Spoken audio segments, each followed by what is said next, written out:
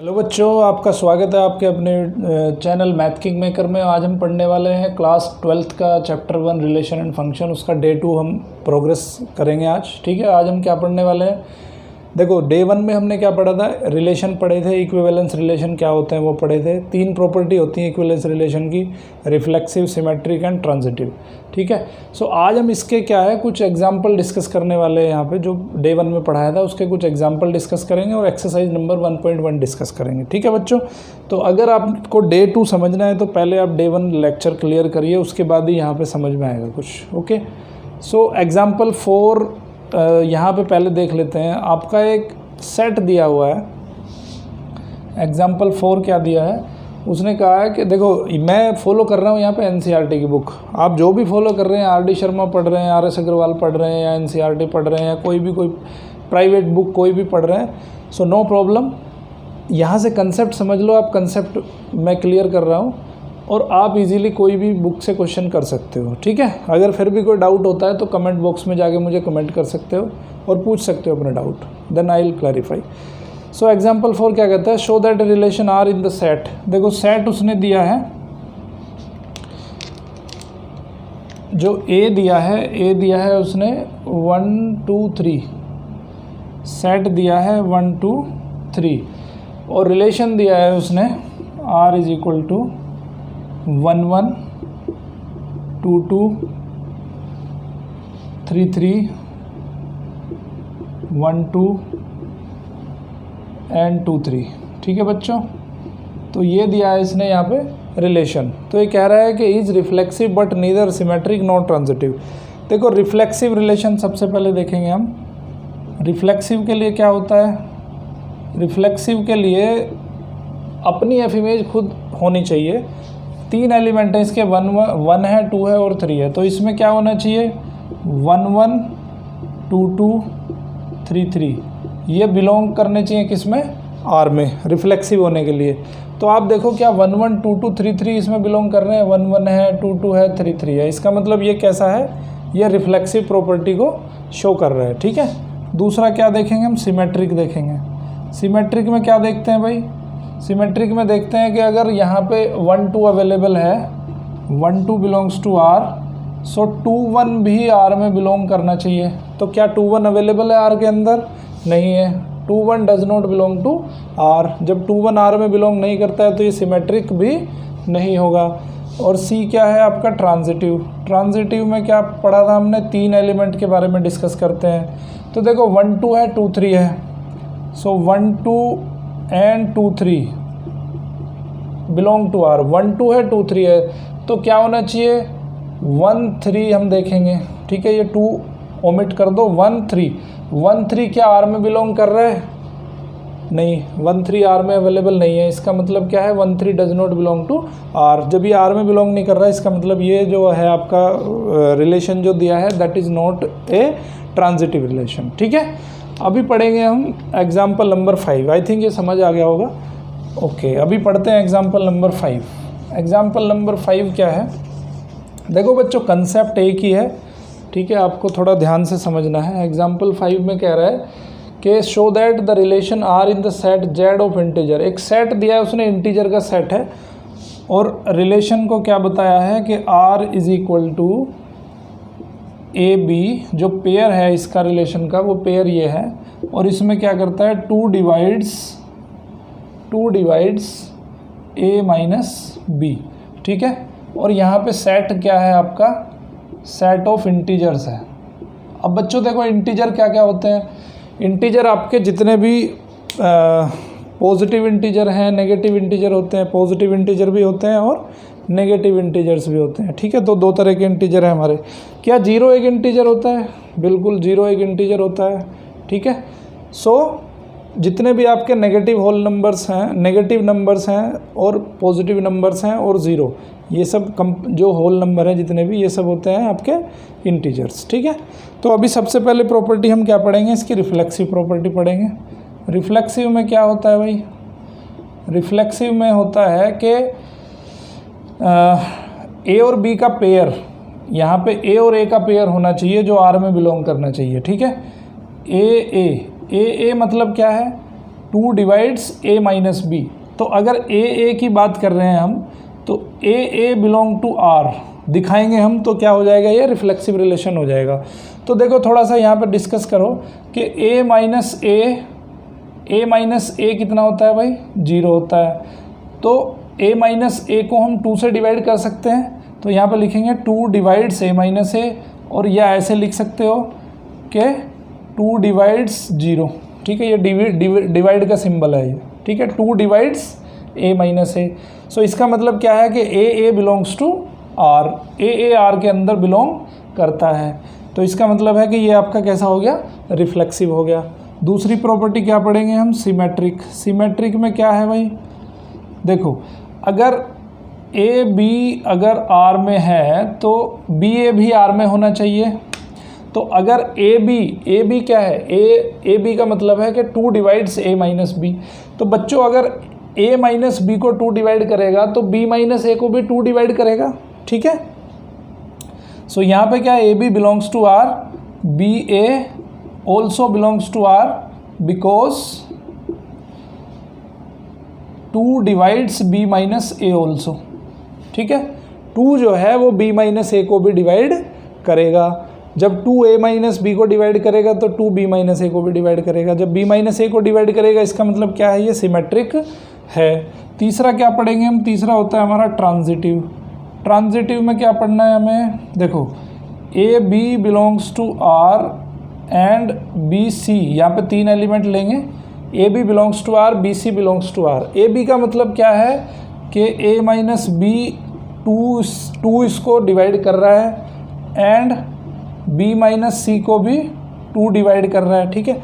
A minus b is also divisible by 2, b minus c is divisible by 2, ठीक है। दोनों को अगर हम ऐड कर देते हैं भाई, a minus b plus b minus c, अभी हमने पढ़ा था कि 2 नंबर को अगर हम, ये नंबर अगर 2 से डिविजिबल है, ये नंबर 2 से डिविजिबल है, तो इनका जो एडिशन होगा वो भी 2 से डिविजिबल होगा। तो 2 ये भी 2 से डिविजिबल होगा, है ना। तो 2 से डिविजिबल होगा, बी से बी कैंसिल हो जाएगा, तो क्या आ जाएगा, 2 डिवाइड्स ए माइनस सी ऑल्सो। तो जब 2 ए माइनस सी को डिवाइड करेगा तो यही हमारी ट्रांजिटिव प्रॉपर्टी है। तो यहाँ से क्या होना चाहिए, यहाँ से बता रहा है कि ए माइनस सी 2 जो है वो ए माइनस सी को भी डिवाइड करता है। ये हमने दिखा दिया यहाँ पे कि 2 ए माइनस सी को डिवाइड करता है। जब 2 ए माइनस सी को डिवाइड करेगा तो ये कैसा होगा, ट्रांजिटिव भी होगा। तब देखो तीनों प्रॉपर्टी सेटिस्फाई हो रही है, इसका मतलब क्या है, ये आपका कैसा है, इक्विवेलेंस रिलेशन होगा, ठीक है। इक्विवेलेंस कैसा होता है, जब तीनों प्रॉपर्टी को सेटिस्फाई करता है। तो ये रिलेशन कैसा रिलेशन है, इक्विवेलेंस रिलेशन है। ओके, अंडरस्टूड, बहुत इजी है। ओके, अभी हम डिस्कस करते हैं एग्जाम्पल नंबर 6। एग्जाम्पल नंबर 6 क्या है देख लेते हैं बच्चों। मैं फिर एक बार बता रहा हूँ आपको, I am following NCERT book, ठीक है। आप जो भी चाहे बुक फॉलो करो, कोई दिक्कत नहीं है, किसी भी बुक को फॉलो कर सकते हो। सो 6th एग्जाम्पल है, let R be the relation defined in the set A उसने सेट दिया है, ए सेट दे दिया उसने। एग्जाम्पल नंबर 6, ए सेट दिया है 1 2 3 4 5 6 7, 1 2 3 4 5 6 7, ठीक है। और रिलेशन दिया है उसने R is equal to A B such that both A and B are either odd or even, both A and B are either odd or even, ठीक है बच्चों। तो अब इसमें पहली प्रॉपर्टी क्या देखेंगे हम, रिफ्लेक्सिव प्रॉपर्टी देखेंगे। रिफ्लेक्सिव का मतलब क्या है कि ए का पेयर लेंगे, ठीक है। तो अगर ए किस में बिलोंग करना चाहिए, ए आर के अंदर बिलोंग करना चाहिए। तो ए आर के अंदर कैसे बिलोंग करेगा, देखो अगर A and B both are either odd or even, ठीक है। तो ये जो नंबर है वो आइदर इवन हो सकता है और ओड हो सकता है। तो देखो ए और ए दोनों सेम नंबर है, तो सेम नंबर है तो क्या होगा, ये आइदर इवन होगा और ओड होगा, ठीक है। सो इसका मतलब है कि रिफ्लेक्सिव रिलेशन जो है इसमें फॉलो हो रहा है। उसके बाद क्या करते हैं, सिमेट्रिक फॉलो करते हैं। सिमेट्रिक में क्या है, सिमेट्रिक में देखो अगर A B belongs to R, देखो अब ये क्या है, ए और बी दोनों नंबर कैसे हैं, odd or even number, odd होंगे या तो इवन होंगे। तो अगर हम बी और ए को डिस्कस करें तो ये नंबर भी कैसे होंगे, या तो ओड होंगे या इवन होंगे, इसका मतलब ये भी आर के अंदर बिलोंग करेंगे। तीसरी प्रॉपर्टी क्या है हमारी, तीसरी प्रॉपर्टी है हमारी ट्रांजिटिव प्रॉपर्टी। तो ट्रांजिटिव प्रॉपर्टी क्या कहती है कि अगर A B belongs to R and B C belongs to R तो क्या होना चाहिए, तो हमें दिखाना है कि A C belongs to R. ठीक है, ए सी भी आर के अंदर अवेलेबल है। देखो बच्चों, अगर ए बी कैसा है हमारा, इधर इवन या ओड है, बी सी इवन या ओड है, तो ए सी नंबर कैसा होगा, या तो इवन होगा या ओड होगा। ठीक है, सो इसको क्या कहेंगे हम कि ये हमारा जो रिलेशन हो गया वो कैसा हो गया, आपका ट्रांजिटिव भी हो गया। तो अगर तीनों प्रॉपर्टी फॉलो हो गई तो इसका मतलब क्या है कि ये रिलेशन जो गिवन रिलेशन है वो रिलेशन कैसा हो गया हमारा, ये हो गया इक्विवेलेंस रिलेशन। ठीक है, तो ये रिलेशन हो गया हमारा इक्विवेलेंस रिलेशन। तो हमने प्रूव कर दिया कि रिलेशन इक्विवेलेंस रिलेशन है। अब वो कह रहा है, एक और बात कह रहा है कि show that R is an equivalence relation, further show that all the elements of the subset 1 3 5 7 are related to each other and all the elements of the subset 2 4 6 are related to each other, but no element of the subset 1 3 5 7 is related to any element of the subset 2 4 6। देखो अभी ये क्या कह रहा है कि एक subset इसने लिया है यहाँ पे ओड नंबर्स का ले लिया 1 3 5 7, एक सबसेट ले लिया इसने 2 4 6। ठीक है, तो अभी हमें दिखाना है कि इसमें कोई भी रिलेशन नहीं है आपस में। तो ये क्या कह रहा है बच्चों, A and B are either odd or even.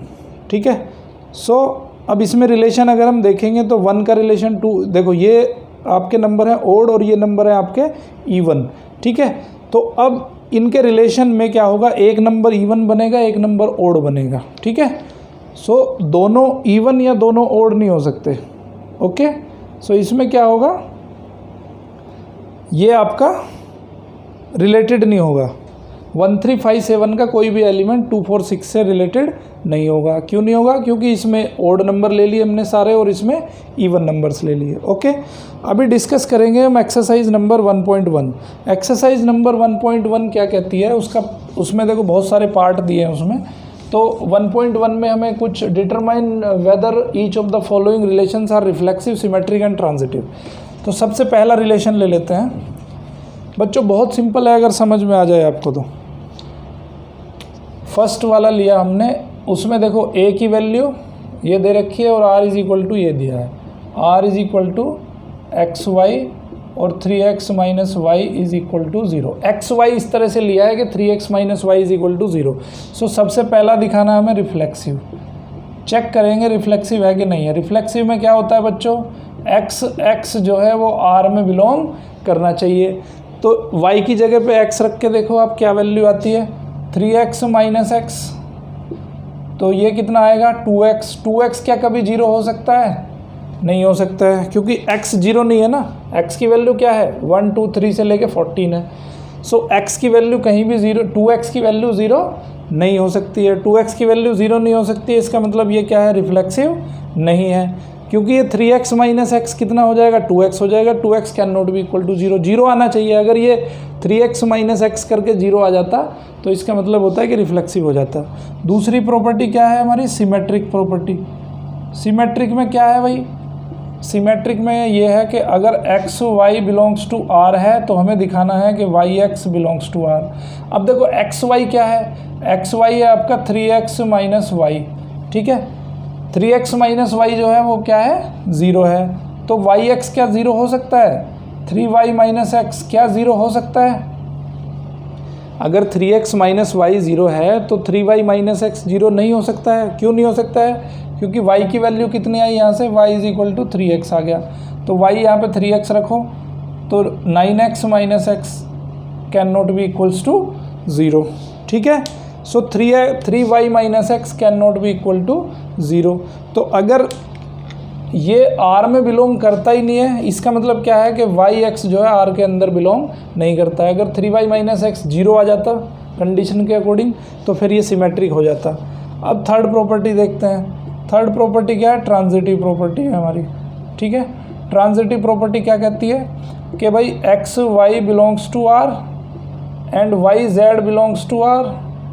तो हमें दिखाना है अगर एक्स और जेड आर के अंदर बिलोंग कर रहे हो, एक्स और जेड अगर आर के अंदर बिलोंग कर रहे हो तो ये प्रॉपर्टी कैसी होगी? ट्रांजिटिव प्रॉपर्टी होगी, ठीक है।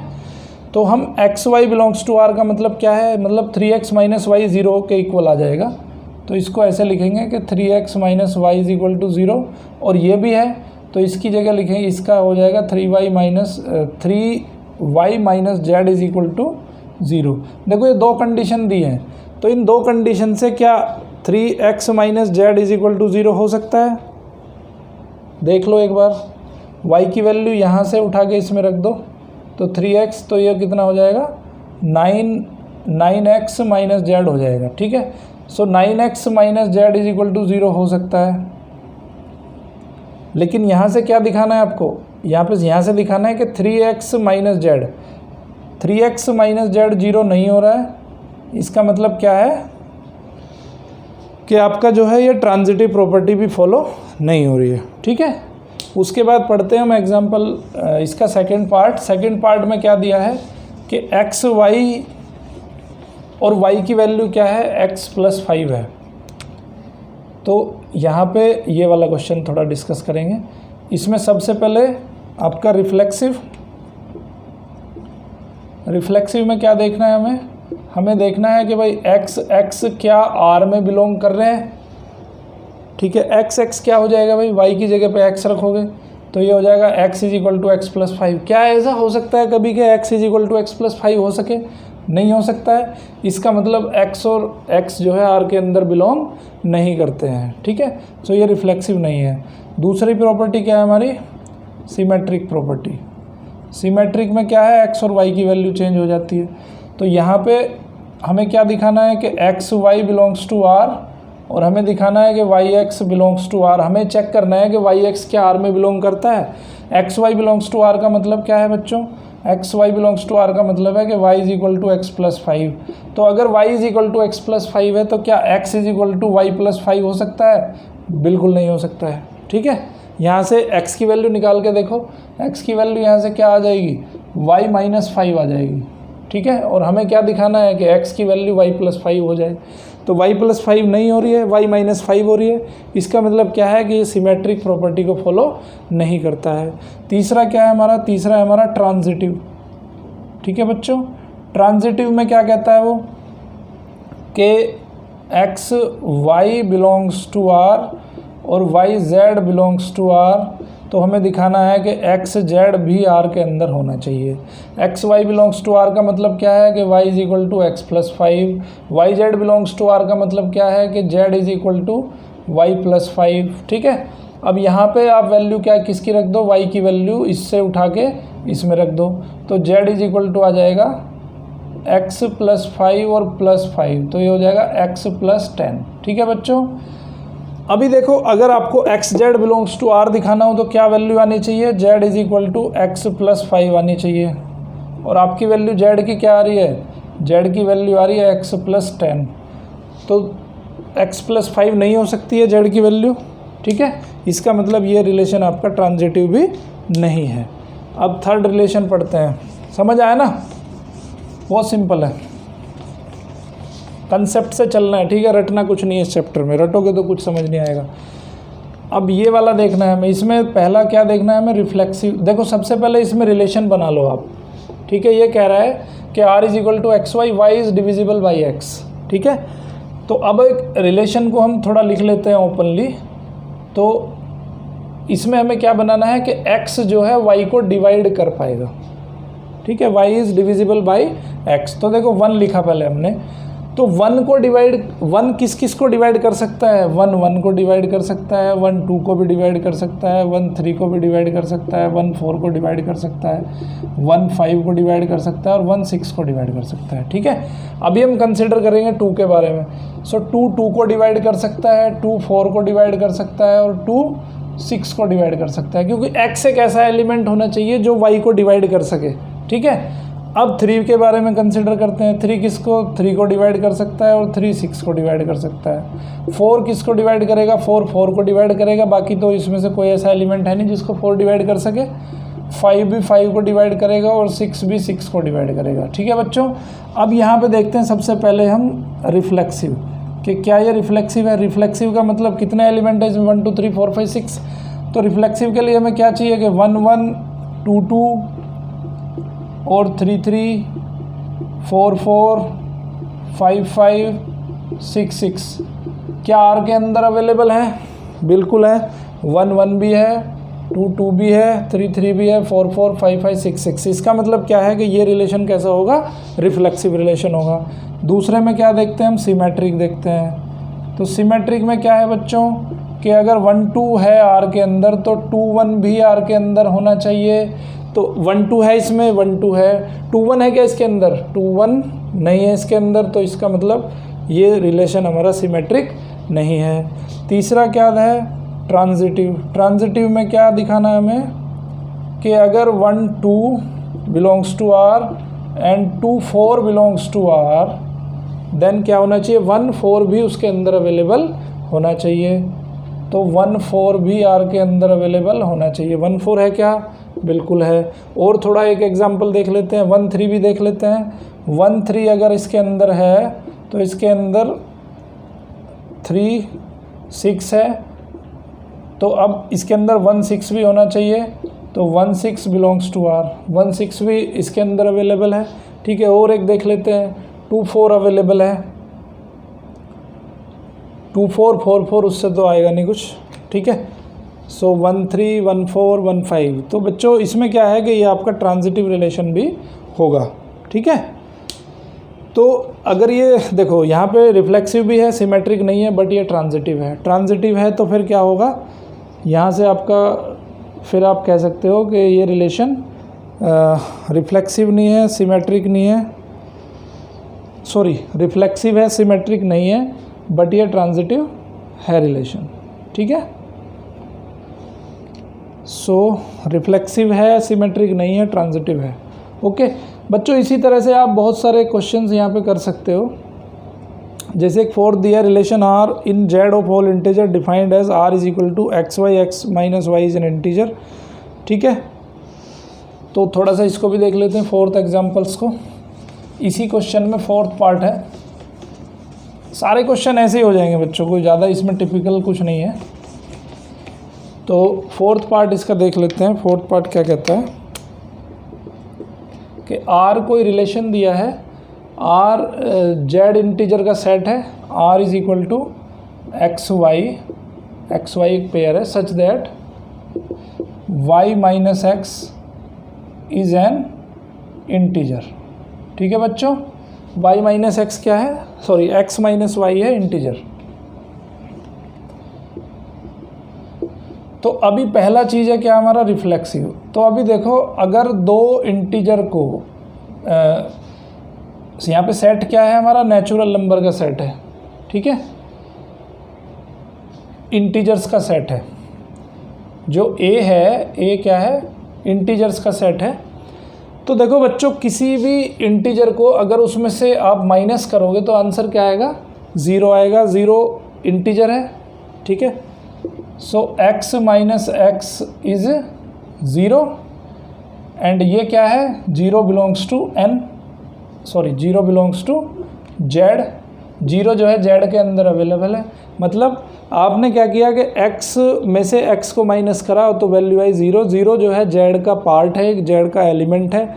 इसका मतलब क्या होगा कि x जो होगा वो r के अंदर बिलोंग करेगा, r के अंदर बिलोंग करेगा। तो इसका मतलब क्या है कि ये रिफ्लेक्सिव होगा।